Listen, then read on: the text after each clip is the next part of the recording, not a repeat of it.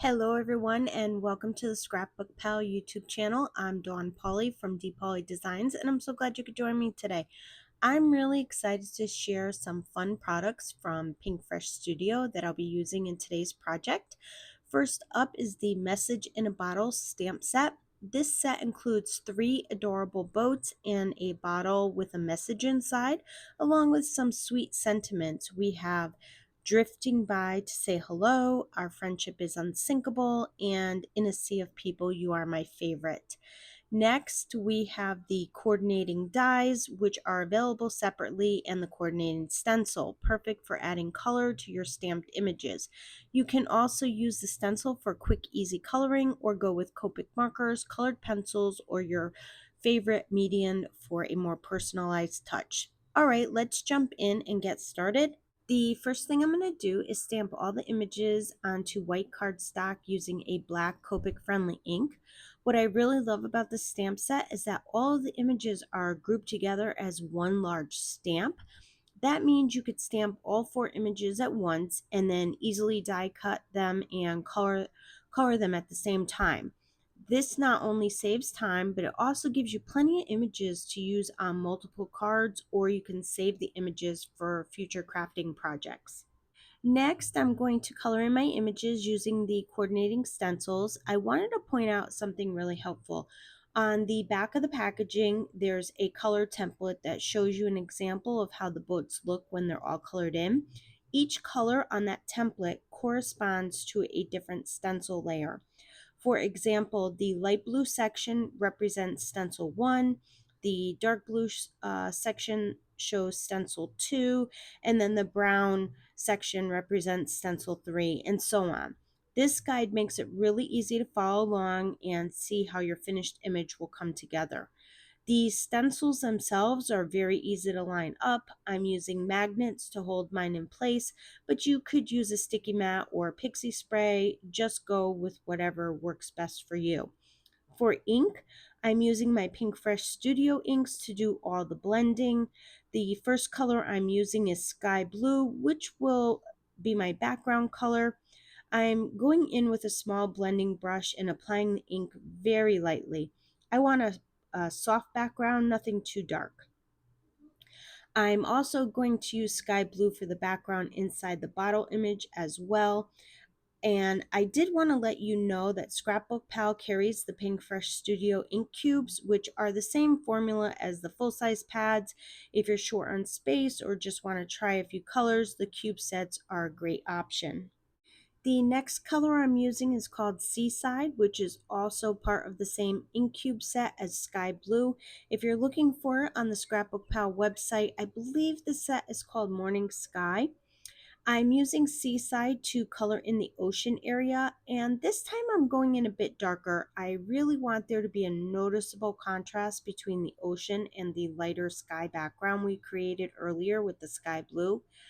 By going darker with Seaside, it helps the ocean stand out and adds more depth to the scene. For the next stencil layer, I'm using the color Misty Coast for the sails on the boats. I'm applying this color very lightly because I want the sails to appear almost white, but with just a touch of color. I didn't want to leave them completely white, so this soft gray works perfectly to give them a bit of dimension while still keeping that clean, airy look.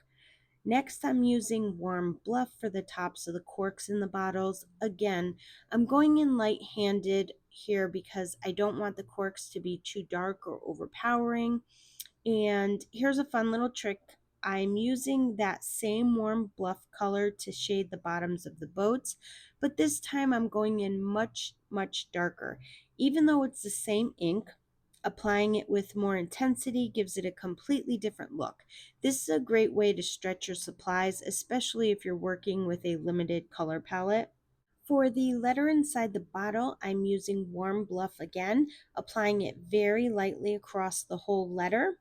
To give it a slightly weathered look, I'm adding a bit more ink just around the edges, making them a touch darker than the center. This gives the letter some aged dimension, like it's been floating in the bottle for a while, which is such a fun detail to add. Now onto the next stencil layer. Still using the same warm bluff color. This layer adds just a few small details to the boats, and I love how it brings everything together. I also want to mention, don't feel like you have to stick with the traditional colors like I did. You can absolutely make your boats, ocean, and background any fun colors you like. Think bright pastels, bold neons, or even sunset skies. The possibilities are endless. I just chose more classic and nautical colors for this project, but feel free to get creative and make it your own way. For the final stencil layer, I chose to use the color Berrylicious because I wanted my boats to have a classic red look. But again, feel free to use any fun colors that fit your style or theme. This is where you can really get creative. Just look at how nicely these images turned out. I love how the layering adds depth, and I really feel like using stencils makes the coloring process quick, easy, and super satisfying for me. It's just a great option, especially if you want polished results without spending a lot of time. Now that the coloring is done, I'm going to use the all-in-one die to cut out the images all at one time. It's super easy to line up, and it makes the die cutting process fast and efficient. You don't have to worry about lining up each individual die, which not only saves time but also means you use less tape or adhesive to hold everything in place. It's a total game changer for me. I love these all-in-one dies. Okay, moving on, let's create our scenic background. I'm using the Catherine Pooler Sand and Sea stencil. And what I love about the stencil is that each edge is different. You can use it to create clouds, ocean waves, or even a beach shoreline. Such a versatile and fun feature. To start, I'm going to ink blend my ocean background. I'm using the Seaside ink again and beginning off the edge of my cardstock and then blending inward toward the center. I'm also dabbing some ink off onto my scrap piece of paper before I blend. This helps to prevent those really harsh dark spots that can happen when you first touch the paper. I'm blending about halfway up the cardstock, and once that's done, I'll grab my stencil to add my wave lines right where my ink blending ends. This creates a clear distinction between the sky and the ocean, which really helps define the scene. For the wave lines, I decided to go in a super dark, go in super dark with my Seaside ink to make them really stand out and give the ocean some bold contrast and texture. And to finish off the background, I'm using sky blue ink to blend in the sky area, the rest of the paper above the ocean. I'm going in very light-handed with this color because I really want the ocean to be the focal point of the card.